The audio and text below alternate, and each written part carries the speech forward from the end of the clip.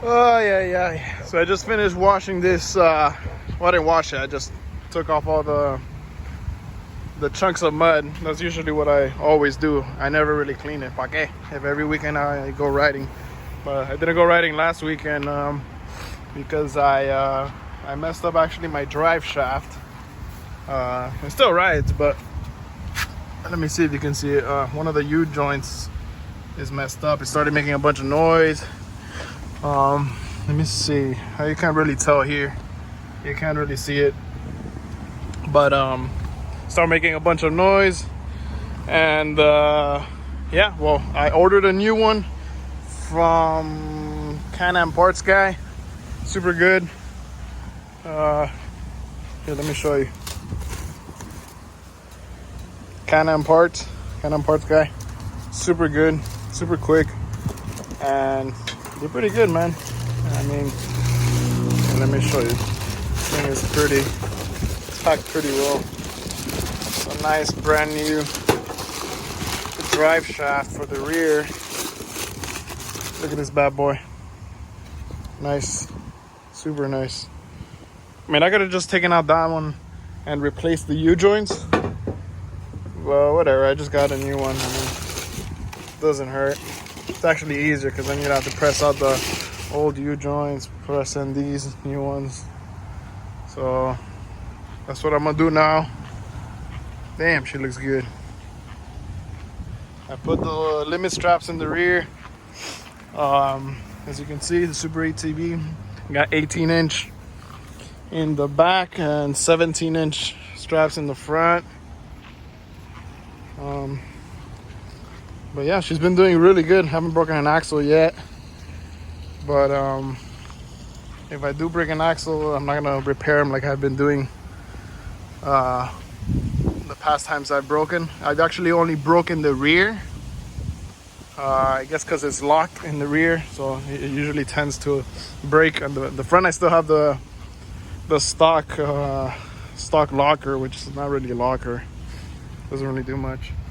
So it acts as an open diff, so I guess that's why it hasn't broken either too. But yeah, that's what I'm gonna do now. And yeah, let me get started. Hopefully I don't get into anything crazy, so let's see. So I was able to take out the differential. I took it out and I was able to take out the rear drive shaft on the differential side. But on the transmission side, I actually had a little problem. The 13mm bolt that goes there actually was kind of hard to take off at first, but I was finally able to get it with some correct tools. And but now I guess that drive shaft by the splines is seized up on the transmission side, so I really can't take it off.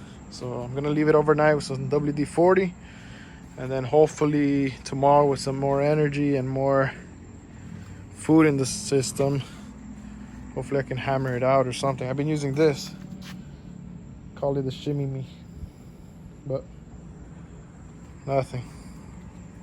We'll see. Hopefully tomorrow I can take it out so I can be able to put in the new drive shaft.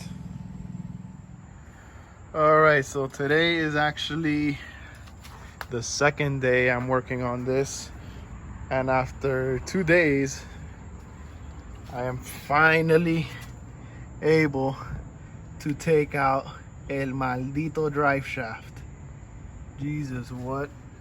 It was crazy. It took forever to take it out. That thing was seized in there. Look at that bad boy. That's the old one. Look, as you can see, this one was bad. It was extremely bad. It was already time to replace it, so I had to get this slide hammer. Even with the slide hammer, I was here I don't know how many hours. What saved me actually was this bad boy right here. Watch, hold up.